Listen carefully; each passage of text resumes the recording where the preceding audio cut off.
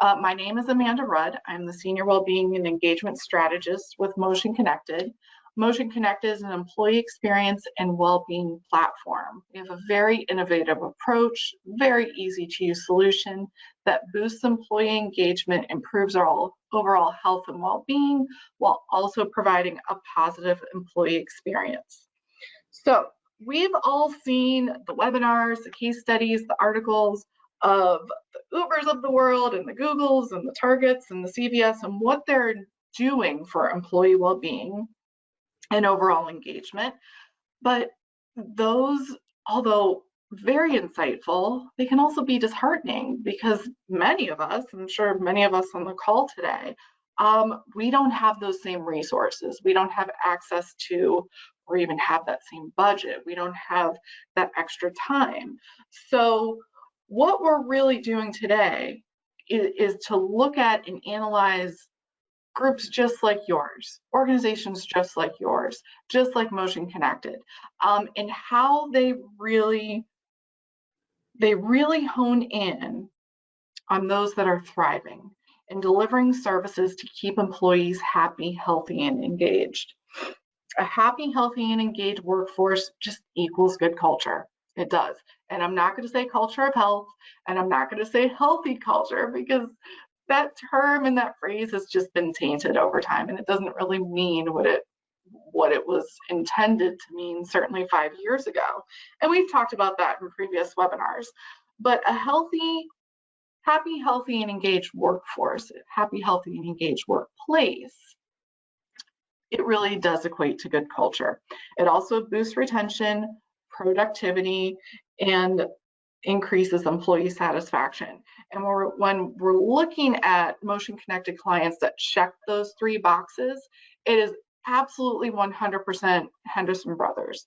Henderson Brothers is an insurance agency located in Pittsburgh, Pennsylvania, my hometown. So I'm very excited to talk from someone from Pittsburgh today. And very happy to welcome John DeSimon, who is the Director of Human Resources from Henderson. And John, thank you for your time. I've been so impressed just getting to know you and your initiatives over the past several months as we've spoken and prepared for this. Could you give us a bit of an introduction, a brief bio on yourself?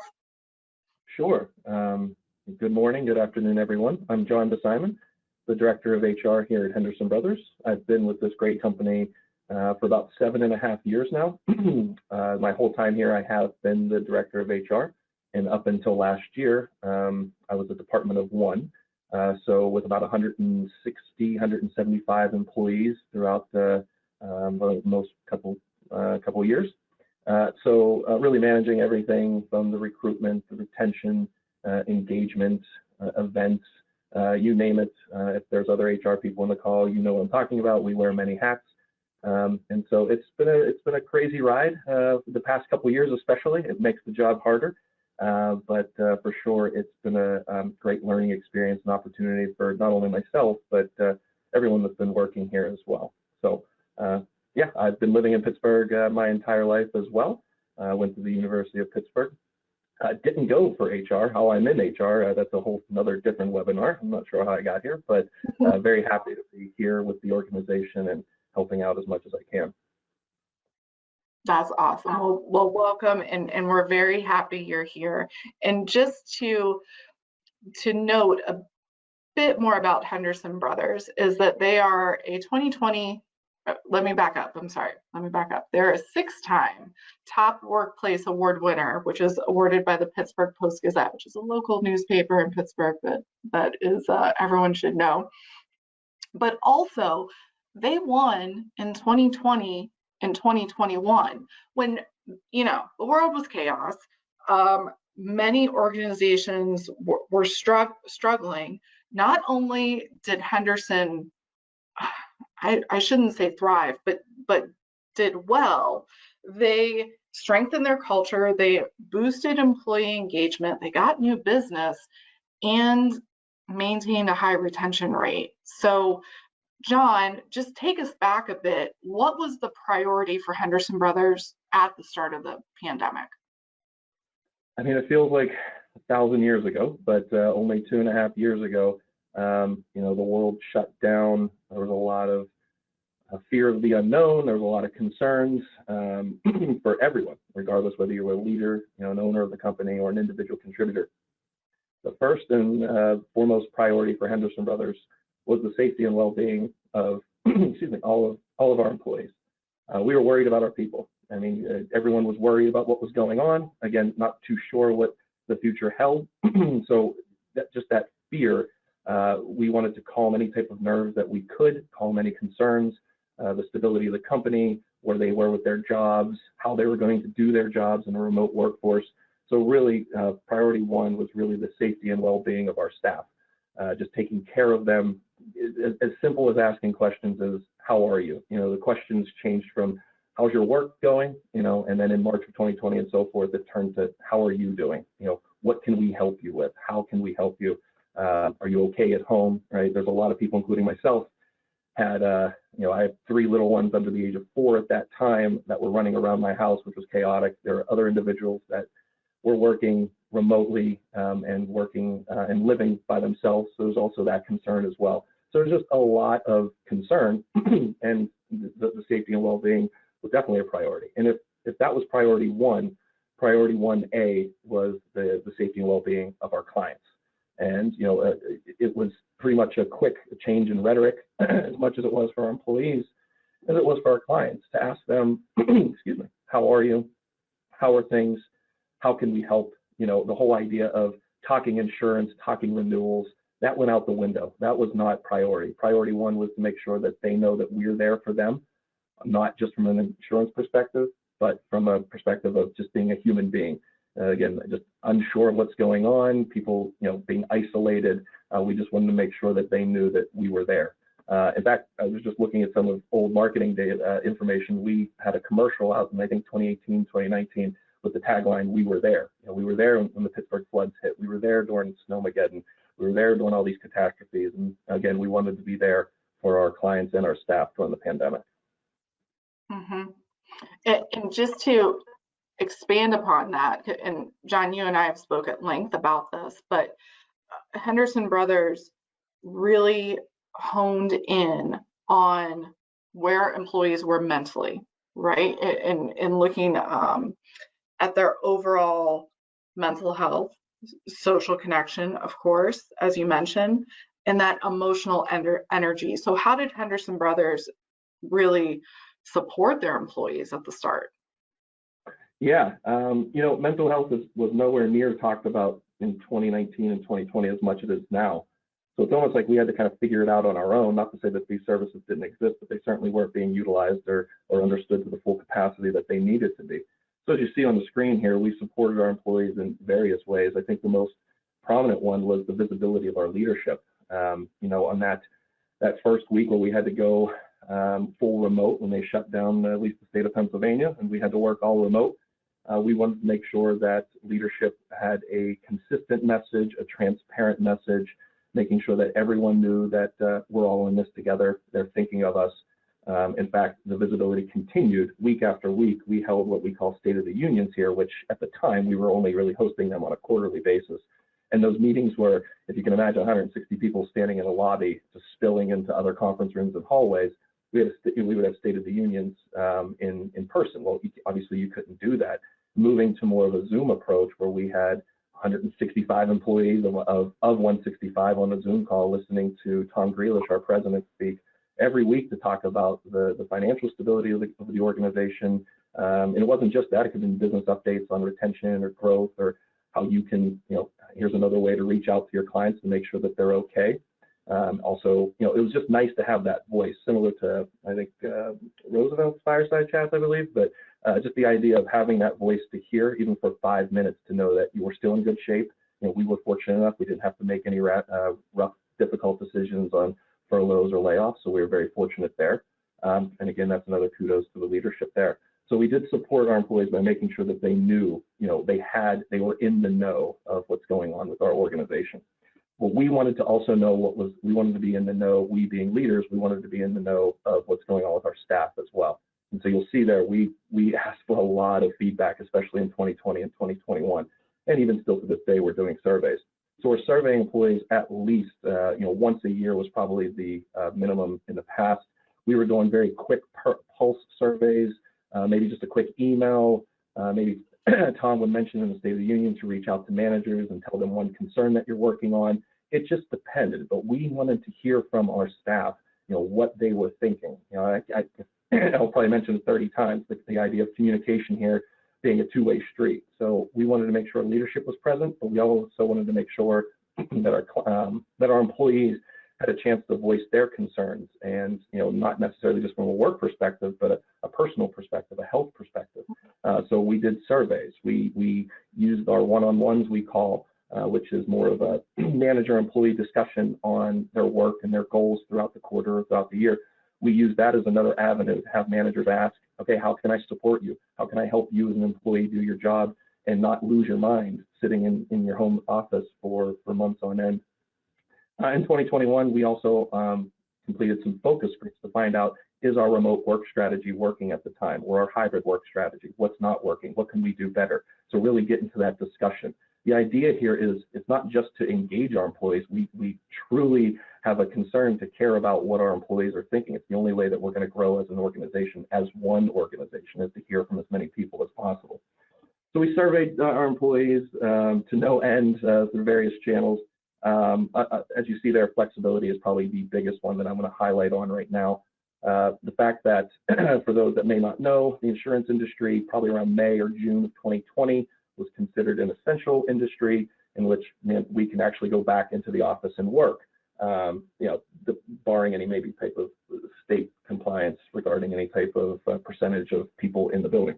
Regardless, a lot of our competitors in the insurance industry turn right back into the building. They felt that the culture is there. Let's get our people back in. This blip is over. Let's go back into the office. Whereas, and this is something I will always remember about Henderson Brothers, which is we kind of look down this dark, scary path of what does remote work look like for us, and can we continue to do this? Which is another reason why we surveyed our staff a lot to find out, are you okay doing this? Or do you feel productive? How can we make you even more productive? And 18 months later, we were working still remote on a full-time remote basis with the voluntary option to go into the building. So from March 20th to March 2020 to September 7th today last year, we were working on a remote workforce with a voluntary option to go into the office. That has changed a little bit, and we'll talk about that down the road, but really offering that flexibility. And flexibility isn't just remote work, right? You're on a Zoom call, and your kids just happen to pop in because, well, there was no daycare then, right? A lot of daycares were shut down. School was coming out.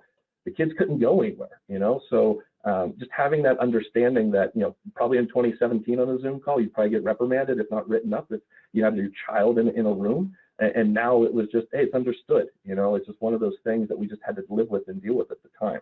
So just making sure that you're flexible and allowing that we were allowing that to kind of take place. It didn't happen a lot, but we knew that when it happened, in fact, sometimes we encouraged it, right? Through virtual happy hours, virtual lunches, bring your kids on the call. They can say hi to each other because they too are isolated as well. So just trying to be helpful and supportive of the staff. And probably what got the most recognition on social media was we sent out some care packages. I worked with another leader on our senior leadership team who had a contact that here in Pittsburgh produces gift baskets. And within 2 weeks, a knock on everyone's door had a care package at their door that basically said, Henderson Brothers leadership wants to thank you for your hard work. We understand we're all in this together. Please enjoy these goodies. There was fruit, there was snacks, there was candy. And at the time, especially in Pittsburgh, anytime you have the fear of a snowfall or heavy rain or apocalyptic pandemic, food can become scarce, especially the water, the toilet paper, the milk, and the bread is kind of the running joke. So food there was the fear of food being, no longer present in grocery stores. Plus, you had to clean up every piece of fruit and box that was in the grocery store, if you can remember back then. So having this care package just show up was a home run, so to speak. I'm seeing social media blow up with people sharing this online.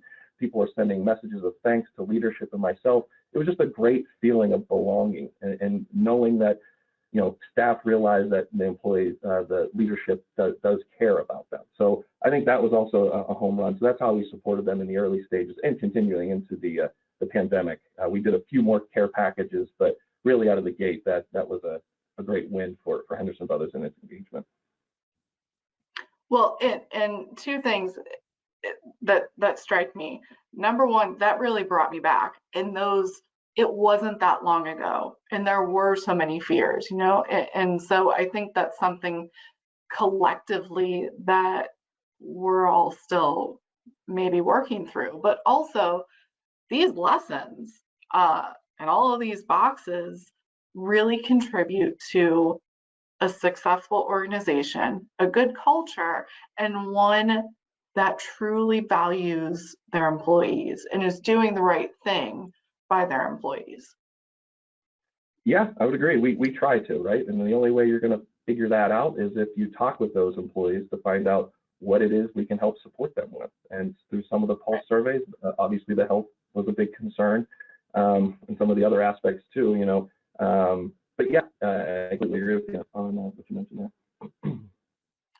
So just to do, let's bring it back to present and let's do a little pulse check for where we are today. So what are your goals for the end of the year, John? What are you looking for Q3, Q4?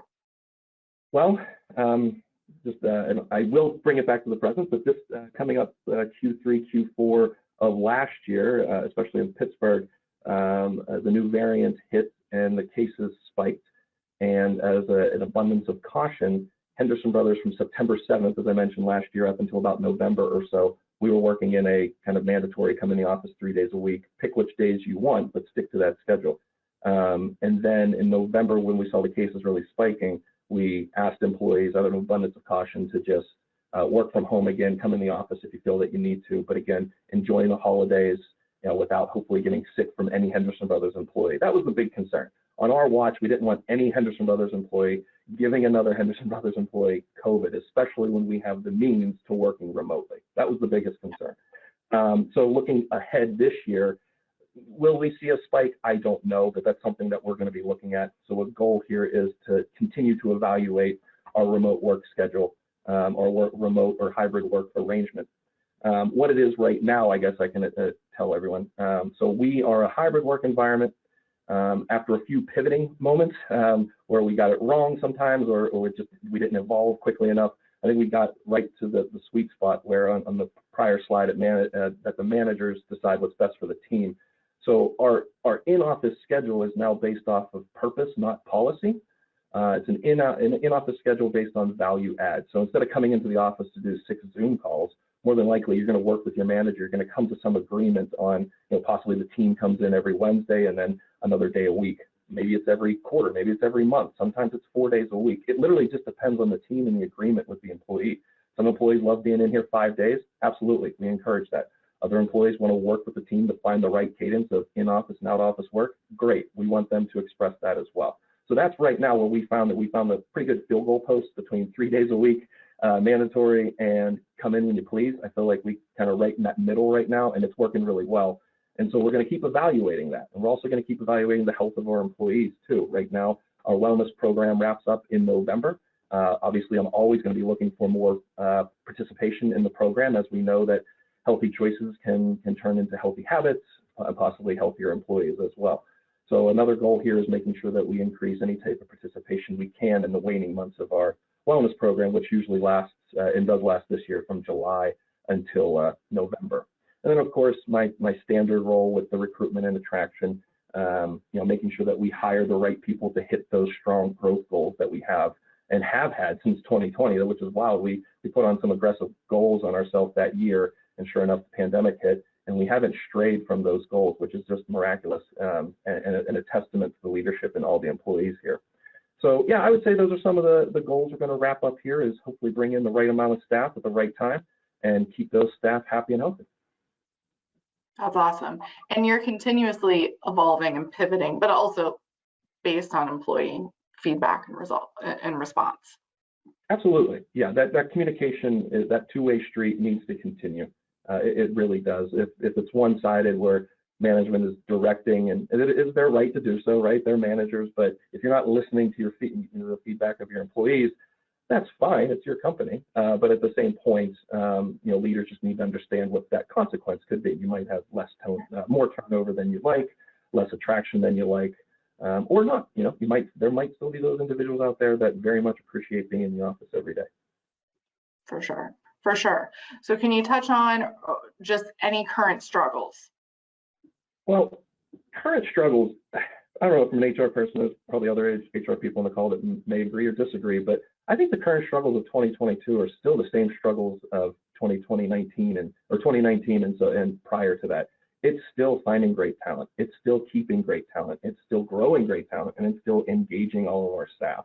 These goals have not gone away. The playbook might be different, and the field might be a little bit more lopsided now, but it certainly is still a struggle. It's a difficult struggle, I'm not going to lie. And if we look at the engagement, for those obviously that don't know about Henderson Brothers, we weren't a full remote, and we still aren't a full remote operation. Like I said, we're hybrid right now. The only reason we were remote was due to the pandemic, and we wanted to keep testing that out. But 2019, 18, 17, we were in the office every day, unless you were on some type of sales call or client call. So really, the difference there is with engagement is that people just aren't in the office as much anymore. So engagement is a little bit more difficult to keep people engaged. I wouldn't, but difficult might be the wrong word. It might be we just need to evolve our engagement strategies, into a virtual sense. Now, we know that virtual Zoom meetings aren't never going to replace face-to-face conversation, at least, a 1-for-1 ratio. We just don't see that unless there's better technology. But right now, what we're finding is just trying to keep people engaged, whether they're in the office or not, keeping that cadence too, right? Some people are in the office on this day, other days they're here. How do you engage not only just a department, but a whole company, as our primary focus here is to be one Henderson Brothers. So that will be a struggle, seeing some data out there regarding recruiting, bringing in the right talent. This labor shortage or talent shortage that we're seeing might be more long-term or permanent. So while it's a struggle, it just means we got to be more creative on our ways to recruit. So certainly the struggles we're having, from data I'm seeing, I think it's across the board. Those are the struggles too. But if there's others that are out there, I'm also interested to hear what those struggles are from other people on the call here today too. Yeah, so we definitely want to keep this interactive, and we want to hear from you. So we're going to launch a poll now. We want to know what your current struggles are at your organization. We like to keep this positive, but obviously we need to keep it real. So we want to know what the challenges are for you. And once these results come in, I'll go ahead and post them. And just to touch on what John went into a little bit as far as engagement and retention, we're going to expand upon that a little bit more as the webinar progresses here. So we'll give this just a couple more seconds, as it's always slow when the polls come in. I don't know why. I'll just give it 2 more seconds before I close it. And I don't think anyone is going to be surprised here. Let's go ahead and launch. Oh gosh, why isn't it launching? Hold on, share. There we go. Okay, sharing the poll results. We have 68% says engagement, 47% retention, 42% on recruiting, budget, and poor leadership. So what's encouraging to me is that poor leadership is at the bottom. That's great. That's encouraging to see. That's a good thing. Any thoughts on this, John? What's that? Yep, go ahead. I was just saying that it is encouraging that 95% didn't put that, but it is sad to see that there are 5% that had to put that, which is unfortunate. Yeah, for sure. And I think it's, as John and I were preparing and talking about this, is engagement, as John has said, has always been an issue. This isn't a new issue. We're just putting maybe more terms around it, like the Great Resignation and what's the newest? Quiet quitting? Quiet quitting, yeah. The newest one, which I don't think had a phrase before. I think we just called it that they were disengaged, but there's people at higher pay grades that come up with these cool phrases, so I'll just let them keep doing that. For sure. So we want to break down now Henderson Brothers and what keeps Henderson Brothers employees happy. And again, any chat, any questions that come in, please we'll address those. So we want to keep this interactive. But John, what keeps Henderson Brother employees happy? I really wish I could say it was pizza, but it's not. It goes beyond pizza here. what I listed here is probably more recent, what makes strong organizational culture and what makes people happy. There is a slew of other things that keeps employees happy, but I'll just start with these 4 that I've noticed over the past 2.5 years. First is, strong leadership doesn't necessarily make people happy. It's strong leadership that have that employee mindset that will make employees happy. You have employees that want to be engaged, that want to do a good job, and want to be valued. And then you have leaders who absolutely used to be in that role or value that. And that's, again, a good marriage there between, yeah, we want to value you, we do value you, we trust you, we want you to do a good job for us. So we're going to take care of you in the hopes and expectation that you'll take care of the client. I know we've heard that before. We really do embody that. We will, we are a broker, so we will speak with our own self regarding what are the best benefit packages out there, what's the best method for us when it comes to benefits, compensation, additional perks, even the fun things like the pizza parties. We're a big fan of, we'll have food trucks come in every so often, and so forth. So we do what we can to keep our staff engaged, and that starts with leadership. And hats off to the leadership and our owners here. We are independently, privately held independent agency in here in Pittsburgh, and our owners are 2 brothers that absolutely believe in the employee experience and employee engagement, which I'm sure a lot of others on the call do as well. So for them, they want to do whatever they can to take care of our staff in a feasible and fair way, of course.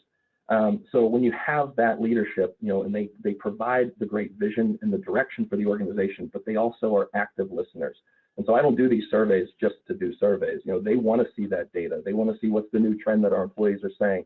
If it's the same, great, we'll continue. If we need to adjust, put together maybe an action plan that maybe we can work on, or maybe we can't. Maybe that's just something that we have to deal with. But at least leadership understands that listening to employees is so valuable to grow as one organization.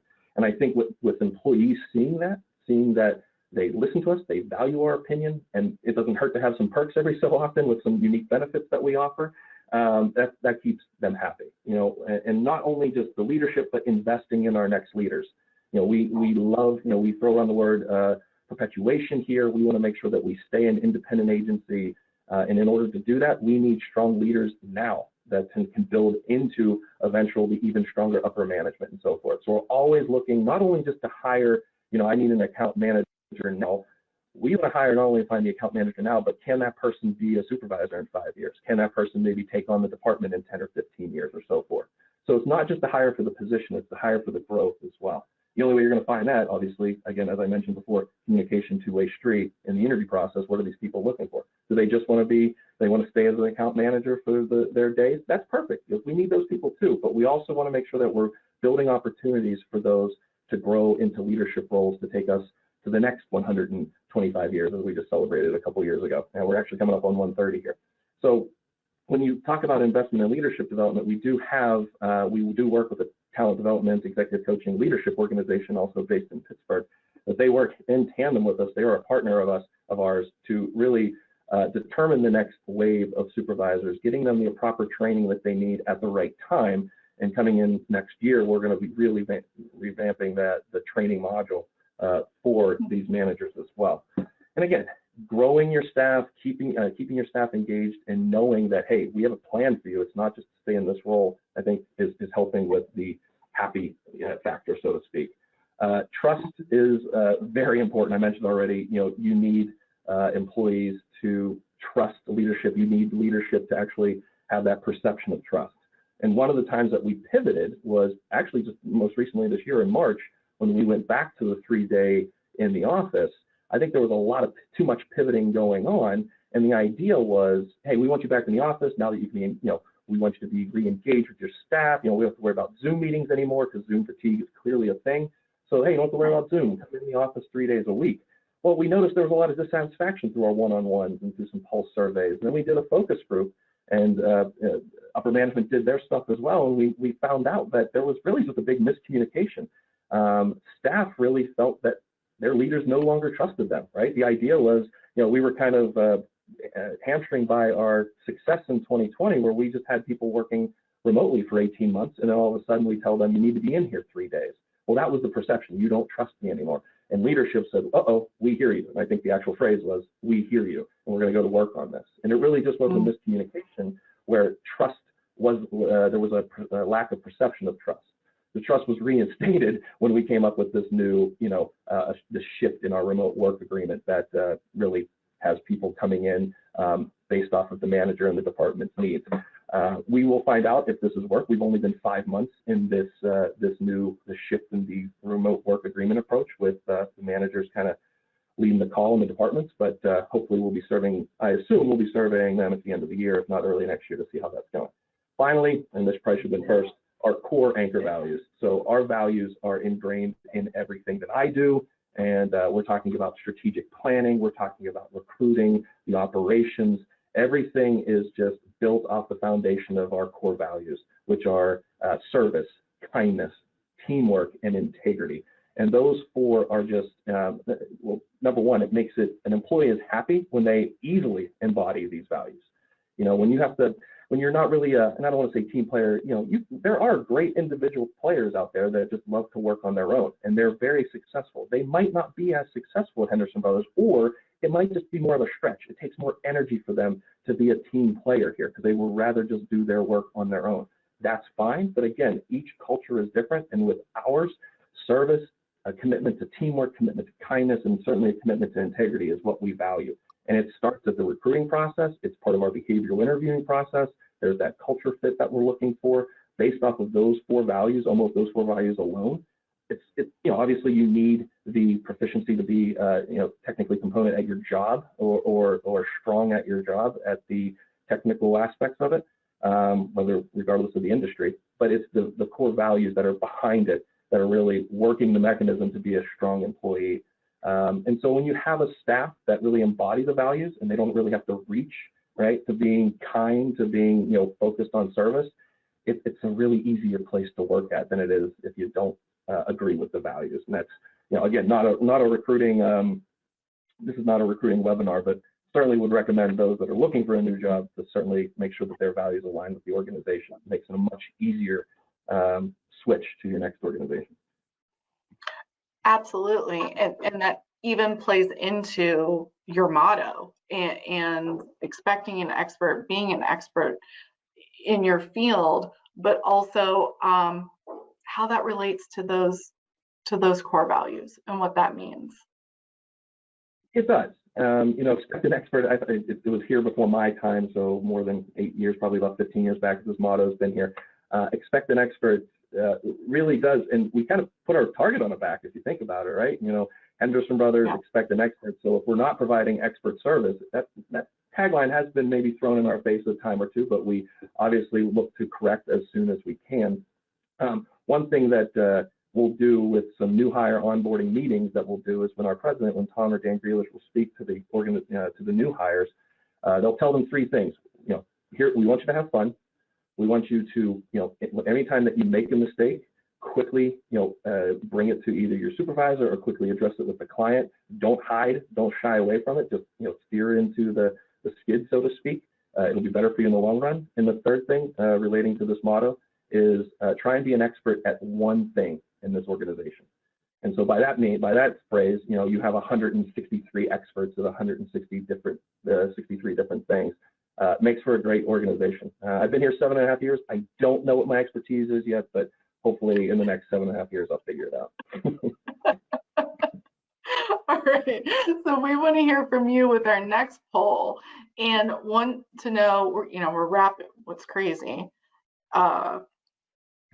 is that we're at the end of, nearing the end of the year, I should say. So what is your number one culture goal for either the end of 2022, or even looking ahead for those planners into 2023?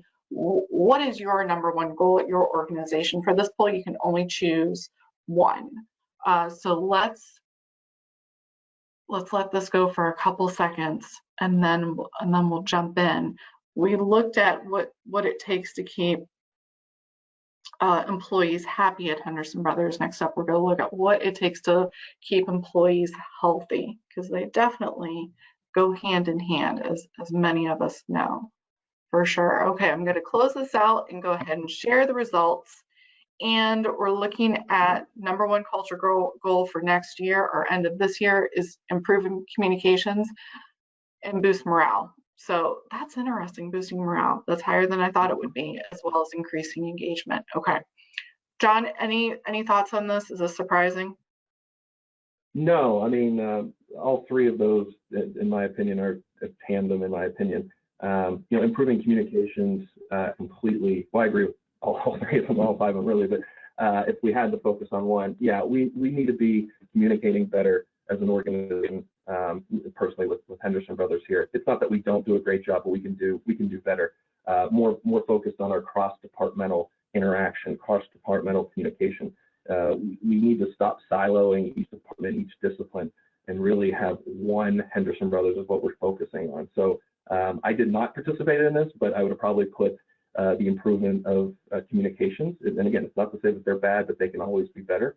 The morale thing too. Yeah, that's a tough one, especially if you are either in a hybrid workforce, or if you're not in a hybrid workforce. There are morale issues on both sides of the coin there. So it's going to be a unique year again for HR. I was hoping that it wouldn't, but 2023 looks to be another busy year for us.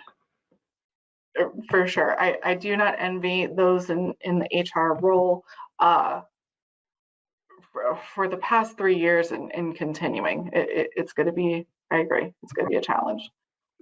Okay, so moving on to what makes Henderson Brothers a healthy place to work. And of course, obviously the wellness program falls in with this. So John, can you wear many hats at Henderson Brothers as director of HR, but you also run the wellness program. So can you tell us a bit about that? Yeah, I'll try and be brief too. I know we're getting a little bit long here. With our wellness program, we work as a partner with Motion Connected here. So those three platforms that you see right there, awareness, prevention, physical activity. We actually included a fourth platform called Healthy Choices, which is a coaching opportunity. The idea of the wellness program, and it's funny being the chair of the wellness committee, just working with all the people on the committee as well as our group benefits division to really find the best approach, and it's kind of a two-pronged approach. Obviously, we want to put a wellness program in place that provides opportunities for healthy habits, healthy behaviors, but at the same point, you want a program that's somewhat engaging and rewarding, right? If we just had people 1,000 steps every day, that's really not engaging. I mean, you're going to get some great walkers with those that do it, but not many people will do it. And on the flip side of it, if we had a wellness program that said, write down 3 things that you did this month that were wellness related, really easy to engage writing a piece of paper, but really doesn't move the needle is what we're looking for. So as you see there, we have a lot of opportunities to get what we do with points. So any activity that you do within the wellness program will translate to points, and those points translate to an incentive, which is an HSA contribution in the next calendar year for the employees from the employer. So as you see, awareness, there's actually a lot of mental health opportunities in that. We offer yoga classes. We have a virtual yoga instructor that we use. She'll teach 8 yoga classes every week, September and October in the morning. We also offer these health huddles, which we partnered with another, actually a registered dietitian organization that also produces webinars. And a few of the webinars actually are focused on mental health regarding mindfulness, relaxation tips. There's a nutrition piece as well. So again, there's the awareness or education aspect of it. And financial wellness is obviously something that's always going to be in the mind of us. Putting food on the table and saving for retirement is always going to be a factor for us. So making sure that we provide education opportunities through webinars, assessments, surveys, and so forth. And these are all point opportunities. In the prevention piece, really just understanding your numbers. That's why we offer a biometric health screening with some health coaching, as well as a health pulse survey as well. So it's important that you know your numbers, what is your health at the moment, and then working to improve that. And if you have a health coach, which we provide, the health coach can help set you on the path, set some goals for you. So hopefully the next year you do a biometric screening, the goal is that those numbers will drop. And Motion Connected, since we started with them, has always been focused on physical activity. I'm a big fan of that because this is where my creativity gets to shine through a little bit in creating some activity goals. So with without the motion connected, seeing the light that really an active lifestyle starts producing additional healthy habits regarding sleep, nutrition, mental health, and so forth. So we put together some, to be honest, some silly wellness challenges regarding activity. But to be quite honest, while they might be, some of them be tongue-in-cheek, if people are coming to me with some funny comment about, a snide remark about the challenge, if they're talking about it, they're thinking about it, and if they're thinking about it, more than likely they're also doing it. So if I can get them to do the wellness challenges, that makes me happy, and hopefully it alleviates a little bit of stress for them to get out of the office a little bit and get some steps in. For sure. And just to mention, Henderson Brothers is a 6-year motion connected client as well as partner. So we have a long-standing relationship. And I'm sorry, I'm just hearing, I'm getting a little bit of feedback on my audio. Let me see if I can adjust this. Okay, and going a little bit more into the challenges. John, can you touch on this, because you have a very creative approach to these custom challenges? Yeah, I mean, I'll be honest, part of the role of the wellness committee is to rein me in on how insane I can make these challenges and just out of touch. But no, I like to be creative. We all know, we're all adults. We all know that an active lifestyle can help reduce weight, stress, and so forth. There's enough data out there to suggest that. So getting somebody to walk 50,000 or 100,000 steps every month doesn't seem as fun. I too like to be lazy at times, and so if something is interesting enough to me and engaging me enough, sure, I'll walk some extra steps. So we've done some unique challenges. One of our staples is our Step Madness tournament, in which we'll ask people to form teams, or we will randomize the teams, put them in a tournament right around March Madness, and yeah, they'll compete for a winner. I'm a little bummed that I can't show you, but I'm holding right now the trophy that I purchased. This is a golden sneaker that the winning team or the winning individual gets for winning the Step Madness tournament. So that's a yearly thing that we're actually going to do in October for a kind of rival the Fall Classic, the baseball playoffs. So that will be coming up next month. Another challenge we've done, we've actually competed against a client of ours, also a motion connected client as well. We did a baseball challenge. So it was our team versus the other organization, and they had 9 innings. It was kind of like baseball, so it was a 9-day challenge. Every day was a different inning, and if we averaged as a company 6,000 steps, well, then we got 6 runs for the first inning, and then you played 9 innings, and you saw who the winning team was after all was said and done. With that, or a challenge, because I'm trying to be more focused on our community as well as our health, there was a charitable donation aspect to that challenge, where the losing team had to give some money from the organization to the winning team's charity of choice. And I'm happy to report that we won that challenge. So our charity got a little bit of money from all in good fun from the other organization. And then going back 2020, just real quick, we usually do some type of golf outing that benefits local university here for a lot of our clients and people in the community. Obviously, we couldn't do that in 2020 due to the pandemic. So we decided to come up with a 18-day, 18-hole golf challenge. So it was very similar to a golf outing, only not at all, actually. It was 18 days. Each day was kind of like playing on a different hole on a golf course, and you had to hit a certain amount of steps to get a par or a birdie or a hole-in-one or an eagle, so forth. It depended on what you just wanted to score that day. It was an administrative pain to put 18 challenges together, but I think it worked well. We had a lot of positive feedback and actually a lot of suggestions on how we can make it better, which is always great. If you're going to tell me that you didn't like it, well, how can we improve it going forward? And definitely got some of that feedback too. So yeah, just trying to be creative with the challenges is all I do. Sometimes we'll do a short challenge just to keep people going for the weekend. Other times we'll do a full month challenge. It really just depends. But really, Amanda, the help that you guys provide on, maybe try this challenge, or you guys actually have some canned challenges that you can work off of, has been pretty helpful too. So I get to be creative, but I also know that I have some support with the partnership that you guys have to help us, figure out every challenge throughout the program, which we do about one and a half per month. Well, and I just need to say that we are, at Motion Connected, we're still very impressed with HB invitational. It was a big feat. It was, yeah, a lot of work, but it worked out, and I think it was certainly our highest challenge by participation from our staff. And I want to say, actually, based off the participation, was the highest. I think the most people actually, out of all the challenges we did, completed that challenge. They had to score par or better by the end of the challenge, and I think we had about 75 or 80% of those people actually did score the score they needed to get their bonus points. Well, and just the results really speak for themselves. And you have a high engagement rate, you have great employee satisfaction, and you have consistent engagement as far as offloading daily activity and participation. Yeah, I would agree. You know, the 93 program completion rate, I'm obviously with what we want. We want everyone to complete the full amount of the program. Not to get too granular, but you know, employees can get up to 900 points, and I think we offer up to 1,400 points. So again, their wellness journey is theirs. We're just here to facilitate it and provide as many opportunities as they can. Obviously, with the hope that they are engaged in the program, and we hope that with their engagement, they're going to start changing, or at least seeing some patterns on the healthy lifestyle and healthy behaviors. For sure.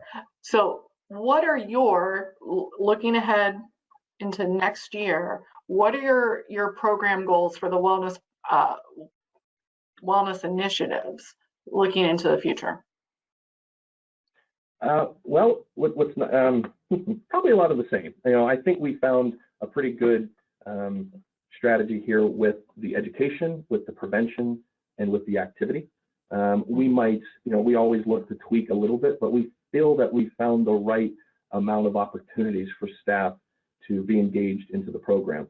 What's nice is that we don't just do this as a, well, let's try this and let's try that. We actually use a lot of data from some of our claims analysis that we receive, also some trends on what's going on. So if we're noticing something through our prevention data that is aggregated, obviously we don't see individual data, but aggregated data to say that, you know, we have a high percentage of employees with hypertension, or we have a high percentage of employees with bad eating health habits. What can we do as a wellness program to foster that better eating habits and so forth? You know, what are some opportunities that we maybe haven't done before? You know, so maybe shame on us. Let's try and find some additional opportunities. Maybe get rid of some other opportunities that aren't as engaging as much. So we, again, and I think we do have a survey or two that we produce at the beginning of each program and the end of each program year, just to see where are we at, were you engaged, what were you most engaged with, what weren't you engaged with. We pair that with some of the data that suggests that we might have an unhealthy group somewhere and how we can work with them. And then that's how we're going to really create the next program for next June. Mm-hmm. Well, and those are the successful programs, right? The ones, and what Henderson Brothers does so well is not only survey, but also then do something with it, right? And really address the concerns or what is needed for the employees. I couldn't agree more. That is the one thing that is important that leaders do, is that if you're going to do a survey, if you're going to ask employees for something, either create an action plan from that, or, you know, use that survey to celebrate the successes that come out of that survey and create action plans for the challenges or the concerns that come out of that survey. You know, we've seen too many times where a survey is done and then it's shelved, and then they say, oh, we did it, and yep, people are upset. I don't want to do anything, or I can't do anything. Well, even at that, the bare minimum, to at least communicate that in some form or fashion. For sure. And so just to wrap up, what keeps Henderson employees engaged at work? Well, there you see it right there. For me, communication is that key to engagement. And we do that as I guess, the 360 approach, or a two-way street, whatever you want to call it. Those quarterly town halls that are listed there, we're talking about our State of the Union addresses. That's where leadership, you know, Tom or Dan Grealish will speak, maybe one of our practice leaders. I've spoke a few times about a business update or something that our employees need to be in the know about. And it's one of the primary sources of information that everyone gets at the same time. We also just rolled out a new intranet that almost mirrors most of that communication too, from leadership and so forth, as another avenue for people to get their source of information. The annual meeting, we host one every May or June. And 2022 was obviously the first time we got to do it in person since 2019.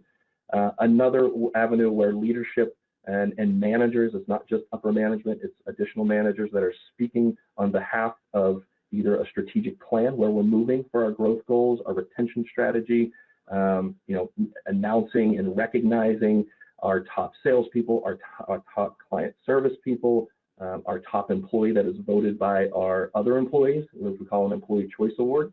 So it's based off of peer-to-peer recognition. So that annual meeting is another source to not only provide information, but important recognition and other accolades. And then on the back side of it, you have the feedback and surveys from the employees. So it's important that if you have leadership that is talking and is directing and is providing vital information, is that information being received properly? So making sure you're setting up the right avenues to make sure that that information can flow upward on the org chart as much as it can on down. So the feedback, the surveys, one-on-one conversations, stay interviews. I know we didn't talk about them, but we bypassed them this year. We did them last year. We'll probably look to do them again next year. What will make an employee stay? What will make an employee leave? It's important that if you want to keep a great culture, at least in our opinion for Henderson Brothers, you have a good idea, a good pulse of what's going on with the staff, and it's not just rumor. For sure. Absolutely. That's so important. And communication falls right in line with engagement. And these four pillars are from McKinsey & Company. They published this in 2021 as the best communication practices or best practice communication practices. And actually, Henderson has been doing this prior to this publication, even. And you've referenced this several times through the webinar. Sure. Glad we're on the same page with McKinsey.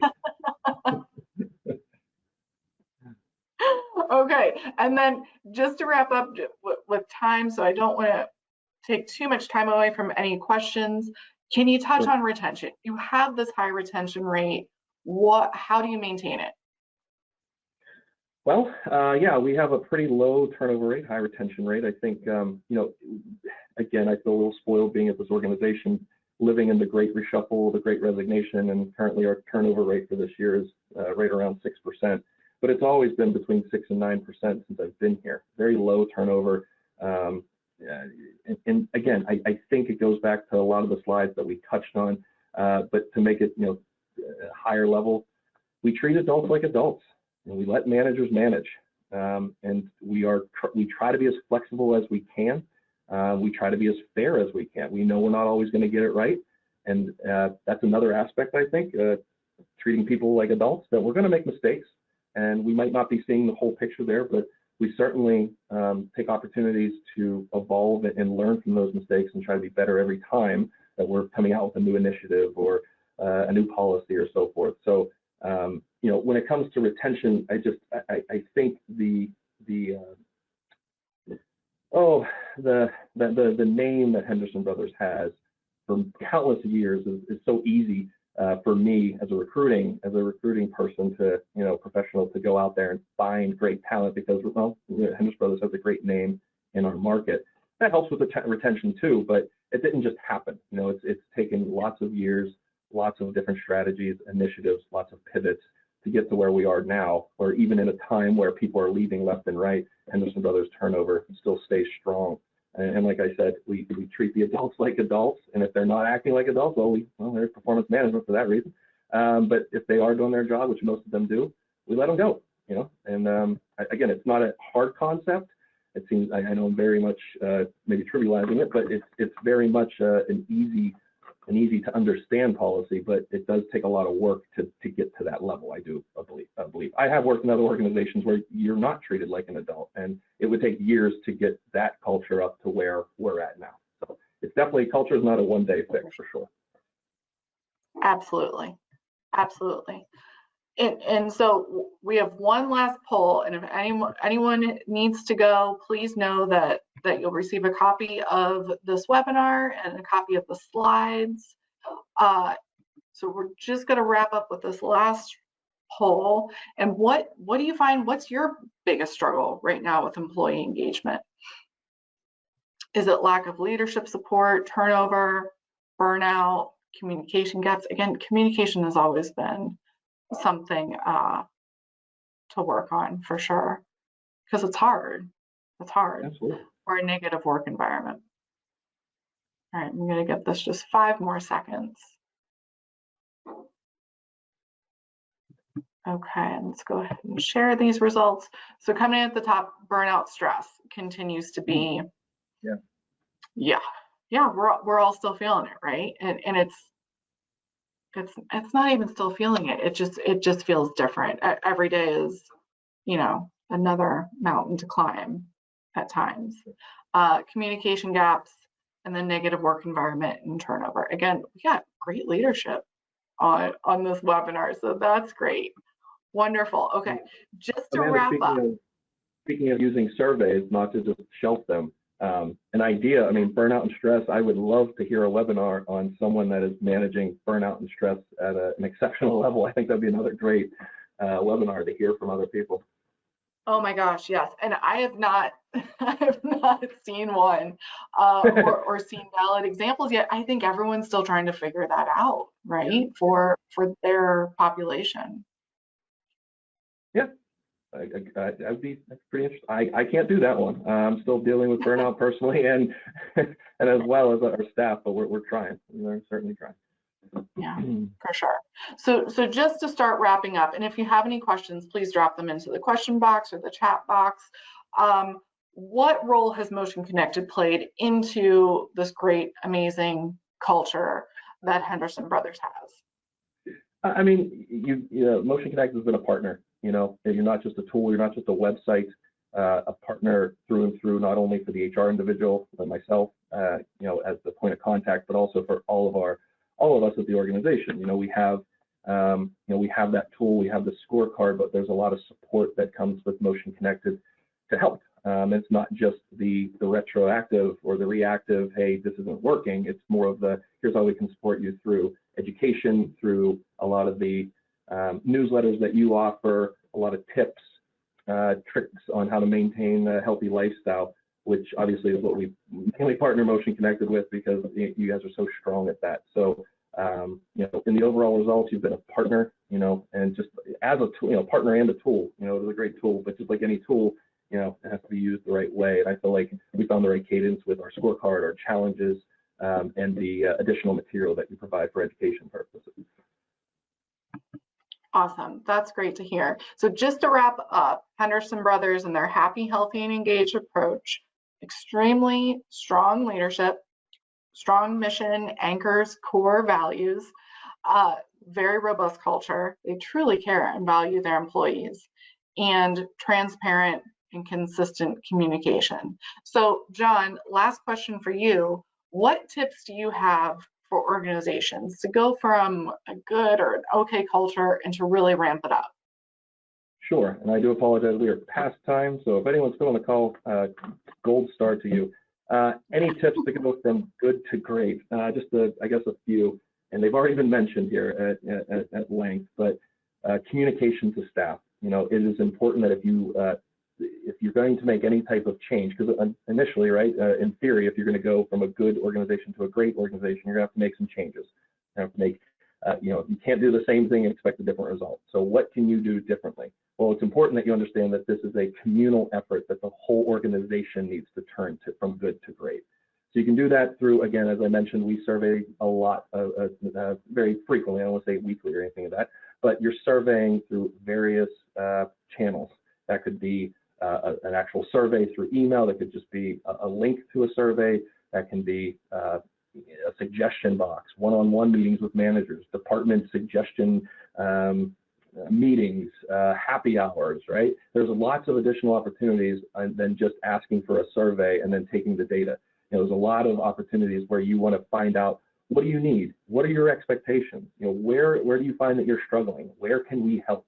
Now, you know, not everybody is going to provide, you know, it's going to be some outliers. You know, I wish I was making $1 million more. Of course, well, that's not really feasible. Let's find what the common concerns are. And you can obviously word the questioning and the conversation to get the right amount of response that you're looking for.